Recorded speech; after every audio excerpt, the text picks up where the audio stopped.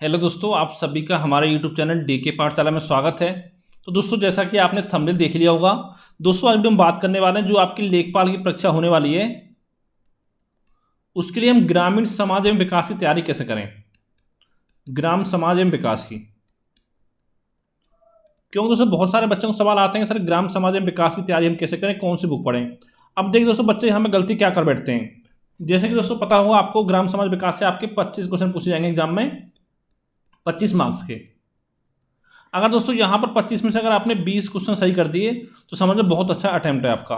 क्यों दोस्तों, एक दो क्वेश्चन तो आपके ऐसे आते हैं कि कोई नहीं कर पाता उनको। जैसे आपसे पूछ ले कि कितने घरों में आपकी मिट्टी की तरह से खाना बनाया जाता है, तो दोस्तों ये कहीं आपको जल्दी देखने को मिलेगा भी नहीं बुक में भी। ठीक है, तो ऐसे क्वेश्चन आपसे नहीं हो पाते हैं। अब देखिए दोस्तों, बच्चे गलती क्या कर बैठते हैं यहाँ पर, 4-5 किताब पढ़ लेते हैं। कि आप 4-5 किताब पढ़ोगे, उससे अच्छा दोस्तों आप एक किताब पढ़ लो, उसको 4-5 पढ़ लो, वो ज़्यादा अच्छा है। क्योंकि 4-5 किताब पढ़ोगे दोस्तों, उससे एक आध नंबर आपका पड़ेगा, ज़्यादा फर्क आपका नहीं आएगा। जैसे मान लो किसी ने आपकी एक बुक पढ़ी और वो 5 बार पढ़ ली, तो उसके 20 नंबर आ जाएंगे। आपने 4-5 बुक पढ़ी तो आपके 21-22 आ जाएंगे। ठीक है, लेकिन दोस्तों क्या होगा, जो समय उसको बच गया उस समय में वो किसी और सब्जेक्ट की तैयारी कर लेगा। जैसे जीएस हो गया आपका, मैथ हो गया, हिंदी हो गया। ठीक है, तो देखिए बताऊंगा साथ ही कौन सी बुक आपको पढ़नी है और फिर बताते हैं कौन कौन से टॉपिक पर आपको फोकस करना है। तो देखिए दोस्तों, ये कुछ टॉपिक दे रखे हैं आपके। अगर बात करें दोस्तों, भारत में प्रयोग होने वाली खेती की माप, ये टॉपिक पढ़ना दोस्तों। यहाँ से आपको 1 से 2 क्वेश्चन एग्जाम में 100% आपको देखने को मिलेगा।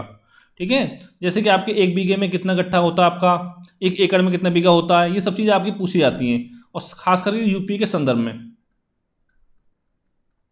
ठीक है, कि कच्चा बीघा कितना होता है, पक्का बीघा कितने, पक्के बीघे में कितने पैसे होते हैं आपके।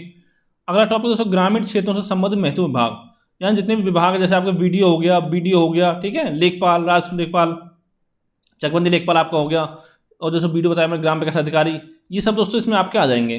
फिर है दोस्तों आपको केंद्र सरकार की योजनाएं गांव के विकास संबंधित, साथ ही यूपी सरकार की योजनाएं गांव के विकास संबंधित।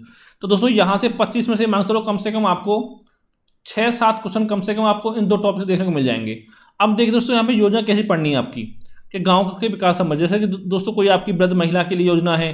ठीक है, और या कोई वैसी महिला के लिए जो मतलब विधवा महिला के लिए कोई योजना है, विधवा पुरुष के लिए कोई योजना हो।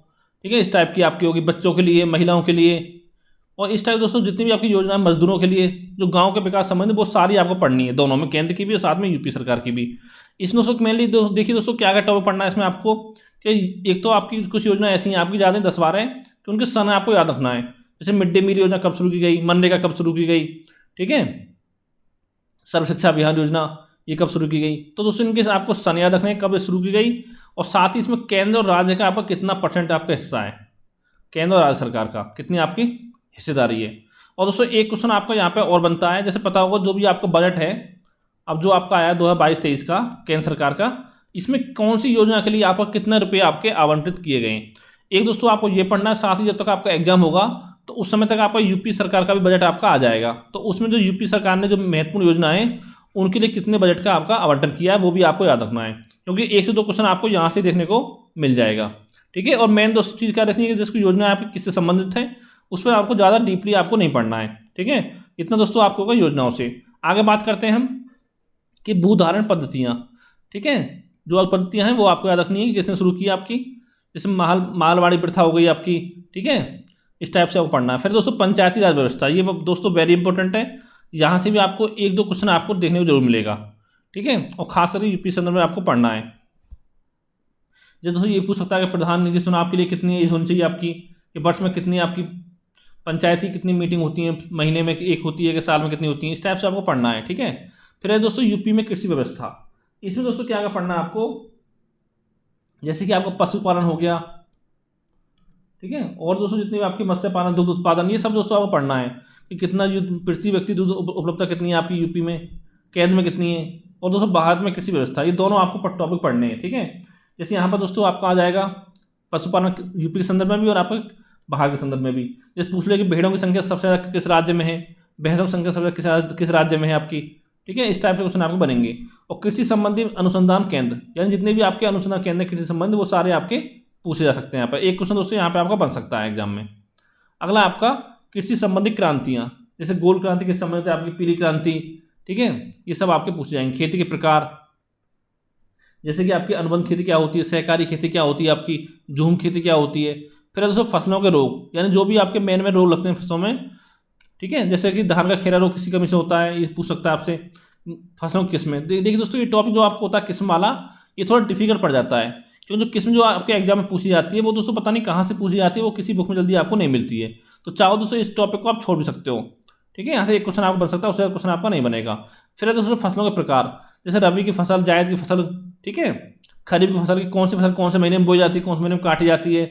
जैसे कुछ आपको सब्जियों का नाम दे देगा या आपकी फसलों का नाम दे देगा कि कौन से समय की फसल है आपकी, ठीक है, जैसे कि आप गेहूं कौन से समय होता है, रबी की फसल है, खरीफ की है, इस टाइप के क्वेश्चन आपके बनेंगे यहाँ पर।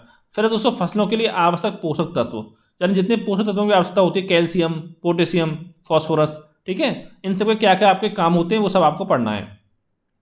फिर है दोस्तों आपको यूपी जनगणना 2011, ये दोस्तों यहाँ से क्वेश्चन आपको बन सकता है, यहाँ पर मेनली आपको यूपी जनगणना पर ध्यान देना है। फिर है दोस्तों यूपी संस्कृति, जिसमें कला, नृत्य, प्रथाएं या कोई मेला वगैरह शुरू किया, मेला वगैरह मनाया गया हो कोई, ठीक है, वो आपको पढ़ना है। फिर दोस्तों यूपी के प्रमुख खनिज उद्योग धंधे, ये टॉपिक आपको पढ़ना है। इसका दोस्तों इतने टॉपिक आपके हो गए। अब देखिए दोस्तों बात करते हैं बुक्स की, कि कौन कौन सी दोस्तों यहाँ पे आपको बुक पढ़नी है। तो दोस्तों बता दूं, सबसे पहले अगर पढ़ना है ग्राम समाज में विकास, तो दोस्तों एक बुक पढ़नी है आपको अरिहंत पब्लिकेशन की, अरिहंत की ग्राम समाज में विकास। इसके अलावा आपको ग्राम समाज के लिए कोई और बुक नहीं पढ़नी है। लेकिन दोस्तों बात करें यूपी जीके की, दोस्तों यूपी जीके भी आपका ग्राम समाज विकास में आता है, तो इसके दोस्तों बुक याद है कि या तो आप पढ़ सकते हो परीक्षा वाणी, जो इसकी लेटेस्ट वर्जन हो वो आपको लेना है। और दोस्तों इसको नहीं पढ़ना चाहते हो दोस्तों पढ़ सकते हो घटना चक्र, जो कि आपकी हर साल बुक आती है आपकी, घटना चक्र यूपी स्पेशल। इन दोनों में से कोई एक बुक लेनी है आपको, और एक पढ़नी है अरिहंत वाली, ग्राम समाज में विकास। तो केवल दोस्तों ये दो बुक पढ़नी है आपको, उसमें से अगर ये दोनों बुक आपने अच्छे से पढ़ लिया तो यकीन मानो 25 में से 20 क्वेश्चन आपके कहीं नहीं गए, ठीक है, इतना पढ़ना, ज़्यादा बुक आपको नहीं पढ़नी है। लेकिन दोस्तों बात करें अरिहंत की, दोस्तों कम से कम आपको 2 से 3 बार पढ़नी है। अब देखिए दोस्तों नोट्स बनाने का टाइम आपके पास नहीं है, तो एक काम करने एक लेना अपने साथ हाईलाइटर, ठीक है, जो चैप्टर पढ़ते जाएं उस पर जो चीज़ आपकी इंपॉर्टेंट है उसको हाईलाइट करते जाएं, ठीक है, इस तरह से आपको पढ़ना 2-3 बार, इस तरह से आपको यहाँ करना है यूपी जीके में। तो इतना काम करना है केवल, इसके अलावा कोई बुक आपको नहीं पढ़नी है। अब देखिए बच्चे क्या करते हैं, 4-5 बुक पढ़ लेते हैं, उससे दोस्तों एक ही बुक को पढ़ो 2-3 बार कम से कम अच्छे से, यानी कि अगर आपका अरिहंत बुक से आपके क्वेश्चन आए तो वो छूटना नहीं चाहिए आपके एग्जाम में। और साथ दोस्तों इसमें आपके हर चैप्टर के बाद आपके एमसीक्यू दे रखे हैं, और साथ ही लास्ट में भी आपको कुछ प्रैक्टिस सेट आपके दे रखे हैं, ठीक है, वो सारे आपको सॉल्व करने हैं। और दोस्तों कोई आपका सवाल हो तो नीचे कमेंट करके आप पूछ सकते हो। तो थैंक यू फॉर वॉचिंग।